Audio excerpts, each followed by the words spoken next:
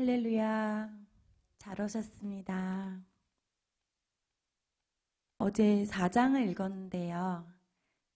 제가 준비한 말씀이 4장이어서 4장을 펴주시고요.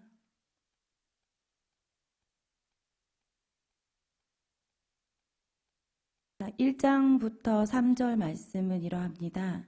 토판을 가져다 놓고 예루살렘을 그리고 성읍을 에워싸는데 사다리도 세우고 흙으로 언덕을 쌓고 진을 치고 공성퇴를 세우라고 하십니다. 공성퇴는 적의 성벽이나 성문을 부수기 위한 공격 무기입니다. 또 철판을 가져다가 철벽을 쌓고 성을 에워싸라 말씀하십니다. 토파는 흙으로 만들어서 힘없는 이스라엘을, 철로 만든 철판은 그 당시 힘이 막강했던 바벨론을 뜻합니다. 적군이 쳐들어왔습니다. 성을 무너뜨리기 위한 작전이 시작되었습니다. 상상이 가시나요? 드라마나 영화에서 한 번쯤 봤을 법한 그러한 장면들입니다. 하나님은 에스겔 선지자에게 예루살렘이 포위될 것을 예언하시는데, 잘 들어봐, 이렇게 될 거야 라고 하신 것이 아니라 이러한 순서대로 만들어 라고 하십니다. 우리가 집중하여 들었다 할지라도 그 기억들이 시간이 지나다 보면 희미해지는 것들을 우리는 경험하게 됩니다. 하나님은 에스겔의 손으로 직접 예루살렘이 바벨론에 의해 포위될 것을 모형으로 만들게 하십니다.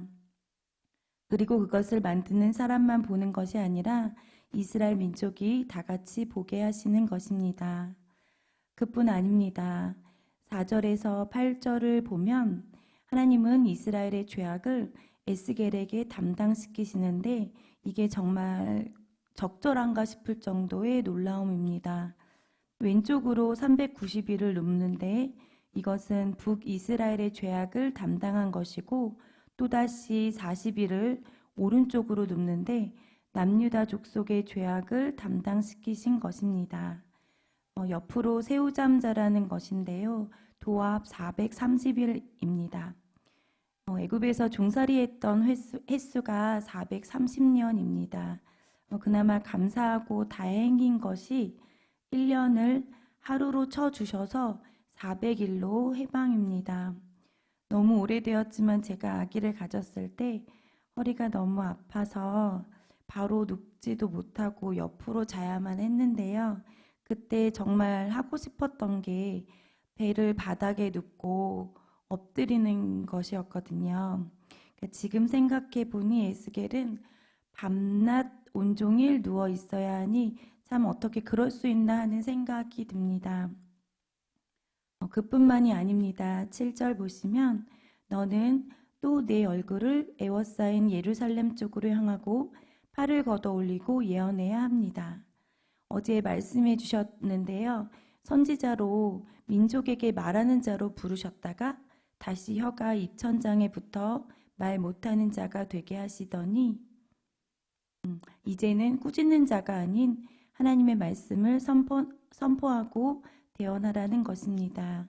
8절 말씀을 보면 내가 줄로 너를 동일이니 내가 애워싸는 날이 끝까지 몸을 이리저리 돌리지 못하리라. 더 비참한 것은 무엇을 먹도록 허락되었냐면요. 밀과 보리와 콩, 팥과 조, 귀리 이것을 한데 섞어서 떡을 만들어 먹는데 이것은 이스라엘 사람들이 부정하다고 여기는 것입니다. 이 부정한 떡을 제가 계산해 보니까 230g을 먹고요. 물도 500ml 정도밖에 안 되는 양이었습니다. 지금까지 한마디 하지 않고 순종하던 에스겔도 하나님께 항변하는 일이 생깁니다. 그건 바로 그 부정한 떡을 인분 불을 피워 사람들 다 보는 앞에서 구워 먹으라고 합니다. 에스겔이 드디어 입을 엽니다. 저는 어려서부터 영혼을 더럽히는 일도 스스로 죽은 것, 짐승에게 찢긴 것 먹지 않고 가증한 고기도 먹지 않았는데요. 우리로 말하면 주일 성수 했고요. 11조도 잘 내고 하나님 말씀 지키려고 정말 애썼습니다 하는 것과 같겠죠. 그랬더니 하나님께서 보라, 쇠똥으로 인분을 대신하기를 허락하노라 말씀하십니다. 인분이 쇠똥으로 변하는 은혜의 순간입니다. 하나님께서는 안 되겠네, 에스겔, 어딜 감히 이렇게 안 하시고 그것보다 좀 약한 걸로 바꾸어 주십니다. 여러분도 인분으로 치러야 할 대가를 쇠똥으로 감하여 주신 은혜의 경험이 있으신가요? 에스겔을 선지자로 부르시고 민족의 죄악을 그들 한 사람 한 사람이 아닌 에스겔에게 담당시키십니다. 하나님께서 나에게 담당시키신 민족은 누구인가요? 배우자, 자녀, 부모님, 형제 자매이신가요?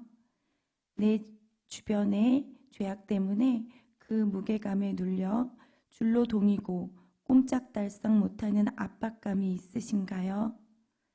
그들이 듣기 싫어하는 성경 말씀을 전해야 하고 하나님의 심판과 멸망의 길에서 돌이킬 것을 말해야 합니다.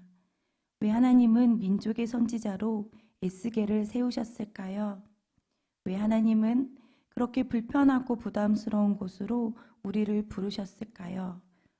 보내셨을까요? 그 이유는 6장과 7장에서 계속하여 말씀하십니다. 내가 여호와임을 너희가 알게 하려 함이라. 내가 여호와인 줄을 그들이 알리라. 출애굽기 3장에서 하나님은 모세에게 자신을 스스로 있는 자라고 소개하십니다. 스스로 있다는 것, 누군가에 의해 만들어진 피조물이 아닌 그는 전능하시고 무한한 힘과 지혜가 있으며 모든 것을 창조하고 다스리시며 또한 스스로 있는 자와의 약속과 계획은 변치 않는다는 것입니다.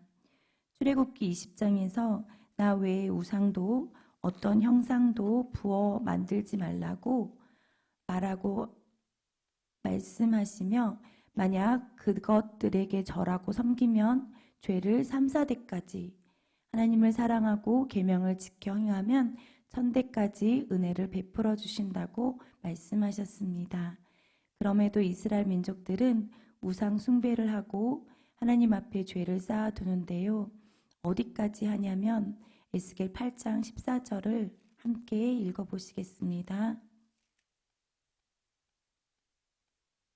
그가 또 나를 데리고 여호와의 전에로 들어가는 북문에 이르시기로 보니 거기에 여인들이 앉아 단무스를 위하여 애곡하더라. 아멘. 여호와 성전 들어가는 북문에서 여인들이 단무스를 위하여 애곡을 하는데 단무스는 농경신으로 성적 문란과 또 인신 제사까지 드리는 죽은 단무스를 깨우겠다고 우는 것입니다. 16절 성전 안뜰에서는 동쪽 태양신을 섬기는 25명을 환상으로 보여주시는데 하나님은 그것을 가증하다고 하십니다. 18절 함께 읽으시겠습니다. 그러므로 나도 분노로 갚아 불쌍히 여기지 아니하며 긍휼을 베풀지도 아니하리니 그들이 큰 소리로 내 귀에 부르짖을지라도 내가 듣지 아니하리라. 아멘. 하나님과의 단절입니다. 사단은 선악과 앞에 서 있는 하와를 속일 수 있었을지 몰라도 말씀을 분명하게 배우고 지켜 행하는 우리들은 절대 넘어지거나 하나님과 단절하는 일은 결코 있을 수 없는 일일 것입니다. 그러나 마음과 달리 저희의 생활들은 그렇습니다. 저는 성경에서 불순종과 반역으로 인하여 그들의 최후의 모습 중에 가장 무섭고 기억에 남는 부분은 땅이 갈라지고 고라자손과 집을 통째로 삼켜버리는 사건이라고 생각하였는데요. 이번에 4장부터 8장까지 제가 성경을 계속 읽어나가면서 정말 이 무서운 말씀을 어떻게 전해야 될지 너무너무 무서웠어요. 정말 마른 뼈에 그런 에스겔서 하면 마른 뼈들이 살아나겠니? 하고 물으셨던 그 부분만이 저에게는 좀 성경이 너무 짧은지다 그 부분만이 생각했었는데 이렇게 이런 죄학생들에 대한 그런 하나님의 진노하심과 이런 심판들이 너무나도 무서웠습니다. 우리는 각자 소명의 자리로 부르심을 받았습니다. 내가 잘나서도 아니고 특별해서도 아니라는 것도 압니다. 우리는 다만 남들보다 영적 똑똑함이 있지 않을까 생각해 봤습니다. 하나님 말씀하실 때에 괜한 고집으로 버티지 않고 즉각 아멘으로 순종합니다. 요즘 그 영적 똑똑함이 저처럼 무뎌진 분이 계시다면 하나님께 물으시고 주시는 답 가지고 부르짖어 눈물로 자복하는 회개의 시간 되시기를 소망합니다. 기도하시겠습니다.